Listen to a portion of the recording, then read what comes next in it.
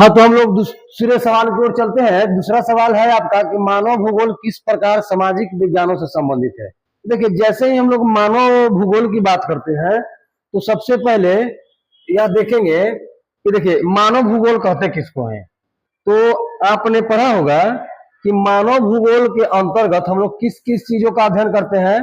पहला सामाजिक हो गया, ठीक है, समाज का भी अध्ययन होता है, ठीक ना। दूसरा आपका है सामाजिक अध्ययन, अध्ययन बोलिए, सामाजिक अध्ययन बोलिए। दूसरा आपका हो सकता है आर्थिक, ठीक है, आर्थिक, आर्थिक। और तीसरा आपका हो सकता है राजनैतिक भी, राजनैतिक भी। यह जो है कि लगभग हम लोग इन चीजों के बारे में अध्ययन करते हैं। तो एक तरह से जो भी है ज्योग्राफी के अंतर्गत उसका कहीं ना कहीं मानव से ही लिंकअप है, ठीक है। जैसे हम लोग कोई भी एक्टिविटी कर रहे हैं, कोई भी क्रियाकलाप कर रहे हैं, उसका अंततः परिणाम यही है कि वो मनुष्य के लिए ही हो रहा है, जो भी क्रियाकलाप कर रहा है। जैसे एग्जाम्पल के तौर पर लिया जाए कि हम लोग पंखा ही बनाए हैं, अब बड़े बड़े रेल के जो पटरियां बनाई गई हैं, वह जो ठीक है भूगर्भ से मटेरियल तो निकाला गया है, लेकिन उसका इस्तेमाल जो है कौन कर रहा है? मानव कर रहा है, मानव कर रहा है, इट मीन समाज कर रहा है, सोसाइटी कर रहा है। तो इस प्रकार से हम लोग कह सकते हैं कि मानव भूगोल जो है सामाजिक विज्ञान से संबंधित है। तो समाज का अध्ययन जो है कि मानव विज्ञान में किया ही जाता है, ठीक है। जैसे या जनांकीय अध्ययन भी हम लोग करते हैं, जिसको हम लोग सेंसस बोलते हैं। जैसे जनगणना वगैरह अगर करना रहा, जैसे को ना हम लोग जनगणना कह सकते हैं, ठीक है।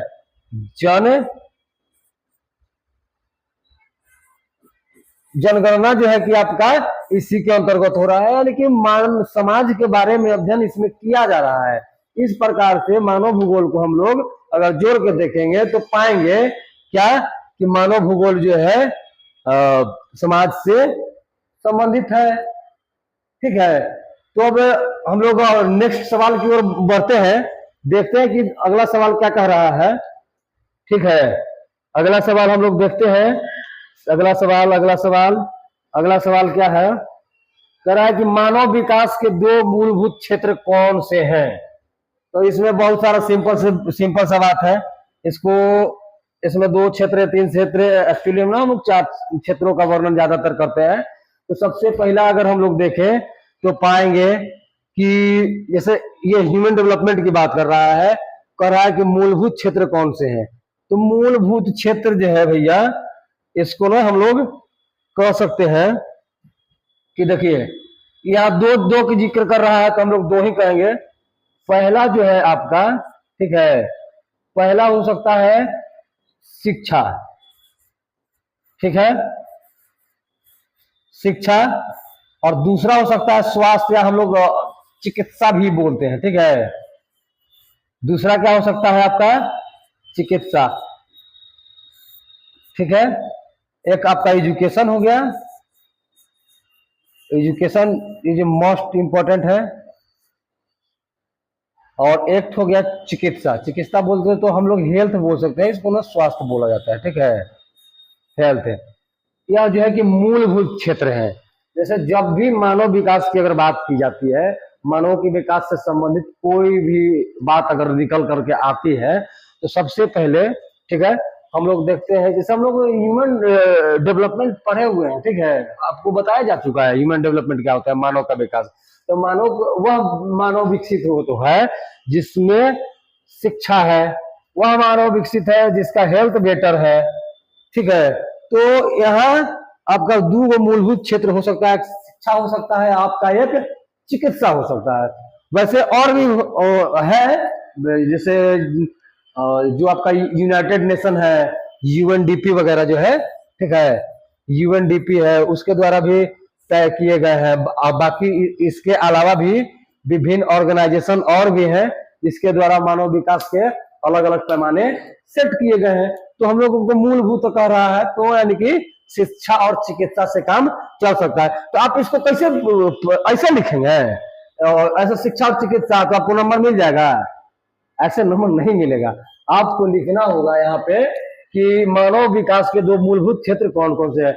लेकिन मानव विकास के वैसे तो बहुत सारे क्षेत्र हो सकते हैं, लेकिन यहाँ पर हम लोग 2 मूलभूत क्षेत्र की बात करते हैं, दो क्षेत्रों की बात कर रहे हैं। पहला क्षेत्र जो निम्नलिखित है, पहला है आपका शिक्षा।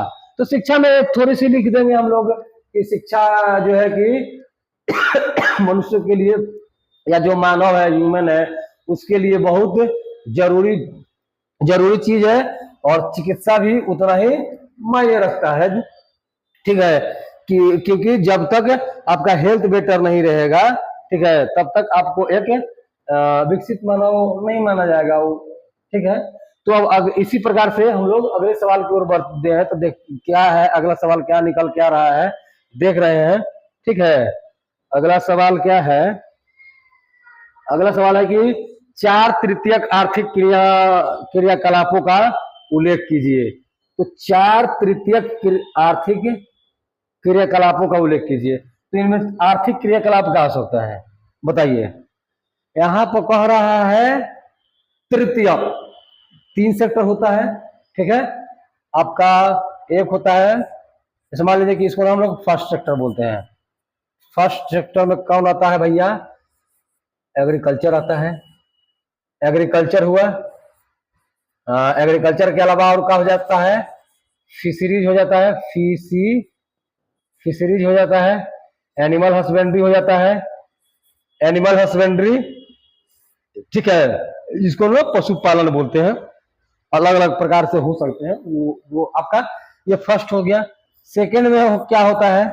सेकंड में यानी कि फर्स्ट को ना हम लोग ना सेकंड में परिशोधन करके या संशोधन करके जो बनाते हैं, वो सेकंड में आता है। जैसे मान लीजिए कि इसमें ना उद्योग आ गया, ठीक ना, उद्योग हो सकता है। ठीक है, उद्योग आ गया, तो उद्योग में बहुत सारे उद्योग कर सकते हैं। तो थर्ड सेक्टर कौन है भाई? तो थर्ड सेक्टर को ना हम लोग ना सेवा क्षेत्र के नाम से जानते हैं। क्या, कौन सा क्षेत्र? सेवा क्षेत्र। ठीक है, हम लोग थर्ड को जानते हैं किस नाम से? सेवा क्षेत्र के नाम से, यानी कि इसको हम लोग सर्विस सेक्टर बोलते हैं। ठीक है, सर्विस सेक्टर बोला जाता है इसको। ठीक है, हमको इसी के बारे में कह रहा है कि 4 तृतीयक आर्थिक क्रियाकलापों का उल्लेख कीजिए। आप उल्लेख कीजिए। आपको उतना सक्षम बनाया जा रहा है कि आप खुद से इसका उल्लेख कर सकते हैं। तो नहीं, आप एग्जाम्पल दीजिए। आप इसका क्या हो सकता है सर्विस सेक्टर में? ठीक है, दीजिए। तो कह रहा है 4 गो, तो हम लोग पहला नंबर लिखा। ठीक, पहला नंबर में आप बताइए कि 4 तृतीयक क्रियाकलाप, आर्थिक क्रियाकलाप। आर्थिक क्रियाकलाप उसको बोलेंगे हम लोग ना इकोनॉमिक एक्टिविटी, जिससे पैसा अर्जित होता हो, धन आता हो, धन का उपार्जन होता हो। ठीक है, वो आपका आर्थिक क्रियाकलाप है। तो बताइए सर्विस सेक्टर का कुछ एग्जांपल। ठीक है, जैसे मान लीजिए कि होटल वगैरह जो है, ठीक है, होटल वगैरह जो है कि हो सकता है इसमें भैया? तो बिल्कुल हो सकता है, क्योंकि होटल भी एक धन उपार्जन का साधन है, वो सर्विस सेक्टर के अंतर्गत ही आता है। ठीक है, और एक कोई पेशेगत कोई लॉयर है या कोई डॉक्टर है, ठीक है, इसको भी हम लोग ना इसमें जो डॉक्टरी पेशा है, ठीक है, जो डॉक्टरी पेशा है उसको भी हम लोग बोल सकते हैं क्रियाकलाप बोल सकते, कह रहा है। आपका सी नंबर में क्या दे सकते हैं? अरे खुद भैया जो टीचर है, जो टीचर पढ़ा रहा है, हम है या हमारे अलावा भी कुछ अन्य लोग हैं, वो लोग जो पढ़ा रहे हैं। ठीक है, यानी कि आपका टीचिंग भी भैया किस सेक्टर में आ रहा है बताइए? आपका टीचिंग भी इसी सेक्टर में आ रहा है। तो 4 को कहा है, तो एक और लिखिए। ठीक है, एक और लिखिए। एक हम नहीं लिखेंगे, एक कमेंट बॉक्स में आप बताइए। मैं यहाँ पे डॉट डॉट डॉट डॉट करके छोड़ दे रहा हूं। ठीक है, आप इसको फिल कीजिए, कमेंट बॉक्स में जरूर बताइए। कि यहाँ पर क्या हो सकता है। ठीक है, अब हम लोग बढ़ते हैं अगले सवाल की ओर। आप स्क्रीनशॉट भी लेते चल सकते हैं, स्क्रीनशॉट भी आप लेते चल सकते हैं, ले लीजिए। ठीक है, अब हम लोग बढ़ेंगे अगले सवाल की ओर।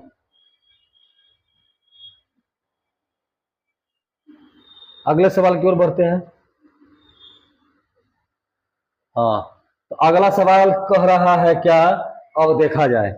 अगला सवाल कह रहा है कि मानव विकास सूचकांक के आधार पर देशों का वर्गीकरण किस प्रकार किया जाता है। ठीक है, तो देखिए मानव विकास सूचकांक अगर आप पढ़े होंगे तो वहां दिखाया गया होगा कि देशों को हम लोग ना किस प्रकार से कैटेगरी करते हैं, कैटेगराइज करते हैं। तो हम लोग वहां पे देखते हैं कि वर्गीकरण अगर हम लोग बांटेंगे तो देख लेते हैं कैसे कैसे बांटेंगे। ठीक है, उत्तर अगर हम लोगों को आंसर लिखना होगा, ठीक है, आंसर राइटिंग हम लोगों को करना होगा, तो हम लोग ऐसे करेंगे कि देखिए मानव विकास सूचकांक जो भी है आपका क्या कहता है, HDI यानी कि ह्यूमन डेवलपमेंट इंडेक्स जो है कैसे जारी होता है। तो 4 गो पैमाना है उसका। ठीक है, बेहतर स्वास्थ्य हो, बेहतर आपका एजुकेशन हो, ठीक है, और जो लाइफ स्टाइल है वो एक बेहतरीन होना चाहिए। ठीक है, या इसके अलावा विभिन्न पहलू हैं एसडीआई जारी करने के, लेकिन मूल रूप से 3-4 गो है। तो उसमें कैटेगराइज कर रहा है कि वर्गीकरण किस आधार पर, उसको बांटते कैसे हैं। तो हम लोग बांटते हैं भैया उच्च हाई इंडेक्स, लो इंडेक्स और मीडियम इंडेक्स, यानी कि हम लोग इनको ना 3 कैटेगरी में बांट सकते हैं। ठीक है, एक आपका आएगा high index, high HDI, high HDI, ठीक है, और क्या हो सकता है लो एचडीआई, लो एचडीआई और मीडियम एचडीआई।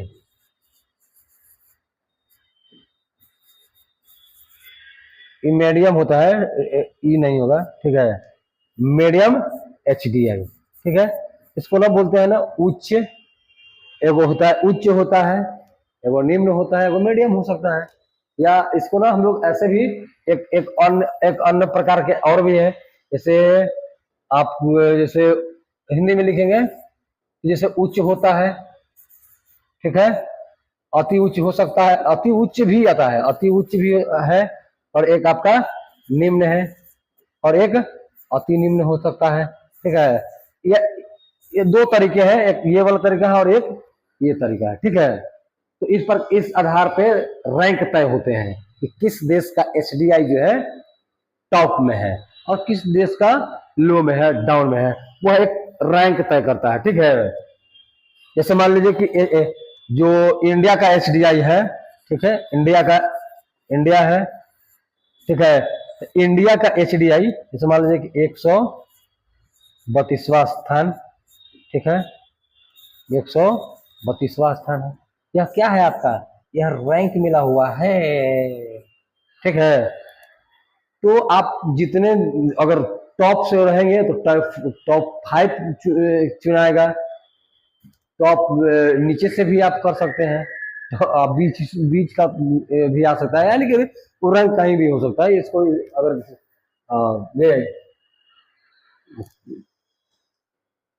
वर्गीकरण करना रहेगा ना, या क्लासिफाइड करना रहेगा, तो लोग इस प्रकार से कर सकते हैं। अगली सवाल की ओर बढ़ते हैं। अगला क्या कह रहा है देखा जाए। अगला सवाल, अगला सवाल, अगला सवाल। अरे भैया कितना जल्दी भाग रहा है तुम। अगला सवाल क्या है, मानव विकास के 4 स्तंभ कौन से हैं। Wow, what coincidence. अगला है, कह रहा है कि what are the 4 pillars of human development. मानव विकास के 4 स्तंभ कौन कौन से हो सकते हैं। तो ये हम नहीं बताएंगे, ये खुद आप बताएंगे कि मानव विकास के 4 पिलर कौन कौन से हो सकते हैं। 2 पिलर आपको अभी जस्ट बता दिए गए हैं और मात्र 2 पिलर आपको बताने हैं। ठीक है, तो मानव विकास के 4 जो होंगे वो क्या क्या हो सकते हैं, हम लोग लिखेंगे ए नंबर में भैया, हम लोग डायरेक्ट आंसर राइटिंग कर रहे हैं। ठीक है, और इसको ना आप और शब्द दे करके ना थोड़ा सा इसको विस्तार दे सकते हैं, लंबा कर सकते हैं। ये लोग टू द पॉइंट पर आ रहे हैं। ठीक है, टू द पॉइंट पर आ रहे हैं कि आपका कॉन्सेप्ट खाली क्लियर रहे, आप खुद लिखना नहीं। सब इसको ऐसे भूमिका बना नहीं सकते हैं, भूमिका बना के लिख सकते हैं कि मानव विकास के 4 स्तंभ भैया निम्नलिखित है। ठीक है, पहला स्तंभ ये फलाने, दूसरा ढिमकाने, ऐसे करके लिखा जा सकता है। तो अब आप लिखेंगे, जैसे मान लीजिए कि पहला स्तंभ क्या है, तो मानव विकास की बात आता है, तो मानव किस मानव को हम लोग विकसित मानव मानेंगे, यानी बताइए तो किस मानव को मानेंगे। तो जाहिर सी बात है कि भैया जो एजुकेटेड रहेगा, ठीक है, एडुकेटेड रहेगा। ठीक है, जो एडुकेटेड रहेगा, या एजुकेशन बोलिए या शिक्षा बोलिए, शिक्षित बोलिए, कुछ भी बोला जा सकते हैं। ठीक है, फिर जो है बी नंबर में क्या लिख सकते हैं, बी नंबर में बोलिए जिसका हेल्थ बेटर रहेगा। ठीक है, जिसका हेल्थ बेटर रहेगा। और क्या लिख सकते हैं, तो लिख सकते हैं कि लाइफ स्टाइल जो है, ठीक है, उसका बेहतर हो। ठीक, लाइफ स्टाइल जो है, यानी कि हिंदी में उसको ना बोलते हैं ना जीवन प्रत्याशा। ठीक है, जीवन प्रत्याशा, लाइफ स्टाइल जो है एक बेहतर हो। और क्या हो सकता है, और आपका इसके अलावे आर्थिक उपार्जन आप कर रहे हो। ठीक है, आप आर्थिक उपार्जन कर रहे हो, यानी कि इकोनॉमी जो है, इकोनॉमी जो है कि आप बेटर हो। ठीक है, पैसे आप कमा पा रहे हैं। तो यह 4 जो है मूलभूत स्तंभ है। ठीक है, इसके बिना विकसित मानव की कल्पना नहीं किया जा सकता है। ठीक है, यानी कि आप ऐसे खुद से समझिए ना कि जैसे आपके पास पैसा ना है, क्या है, आपके पास पैसा नहीं है, आपके पास पैसा नहीं है। ठीक है, आप विकसित कैसे हो जाएंगे, नहीं हो ही नहीं पाएंगे।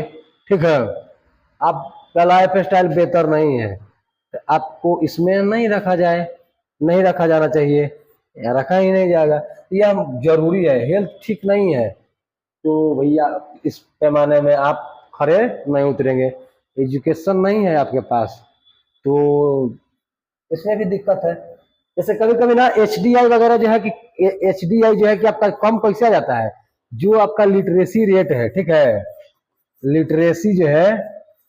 लिटरेसी रेट जो है आपका कम गिर जाता है। जैसे ही लिटरेसी रेट कम गिरेगा ना, तो HDI में आपका परफॉर्मेंस खराब हो जाएगा। ह्यूमन डेवलपमेंट इंडेक्स में किसी देश का परफॉर्मेंस खराब हो जाएगा। लिटरेसी रेट अच्छा रहना चाहिए। जो साक्षरता दर है आपका नहीं ठीक है, तो इसलिए आपको रेटिंग वहां कम मिलेगा। आप का हेल्थ सेक्टर जो है कि किसी देश का हेल्थ सेक्टर अगर मजबूत नहीं है तो उसको भी उस कैटेगरी में नहीं रखा जाएगा। या लाइफ स्टाइल जो है कि आप कोई नहीं बेहतर जीवन नहीं यापन कर रहे हैं, वो भी उसके कैटेगरी से बाहर चला आएगा। और पैसा तो कमाना जरूरी है ही। ठीक है।